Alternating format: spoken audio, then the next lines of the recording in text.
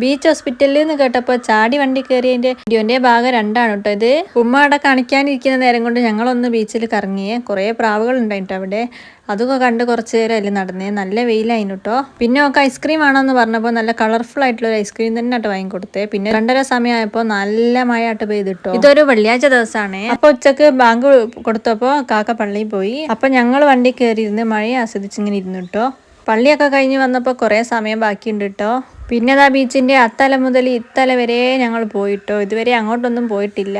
ഇത് മീനൊക്കെ പിടിക്കുന്ന ഏരിയകളുള്ള അവിടെയുള്ള വീടുകളാണ് കേട്ടോ. പിന്നെ ആ സൈഡിലുള്ള പാർക്കുള്ളൊരു ബീച്ചുണ്ട്, അവിടെ ഇതുവരെ പോയിട്ടില്ലായിരുന്നു. അങ്ങനെ അങ്ങോട്ട് പോയി. പിന്നെ അതാ ഒരു ഐശ്വര്യ വാങ്ങി തന്ന് കുറച്ച് നേരം ബീച്ചിൽ ഇങ്ങനെ ഇരുന്നു കേട്ടോ. ഈ ഒരു ടൈമിൽ അത്യാവശ്യം തിരക്കൊക്കെ ആൾക്കാരൊക്കെ ഉണ്ടായി വന്നിട്ടുണ്ട്. പിന്നെ ബീച്ചിൽ ഇറങ്ങിയില്ല എന്നുള്ള ഒരു പരാതി തീർക്കാൻ വേണ്ടിയിട്ട് കാലൊക്കെ ഒന്ന് നനയ്ക്കാൻ തോന്നിയിട്ടോ. നല്ല വെള്ളം അല്ലാത്തതുകൊണ്ട് ഡ്രസ്സൊന്നും അയച്ച് കളിച്ചില്ല. അല്ലെങ്കിൽ ഒക്കെ ഡ്രസ്സൊക്കെ കഴിച്ചിട്ട് കളിക്കണം കേട്ടോ. അങ്ങനെ ഞാൻ കളിപ്പിച്ചില്ല.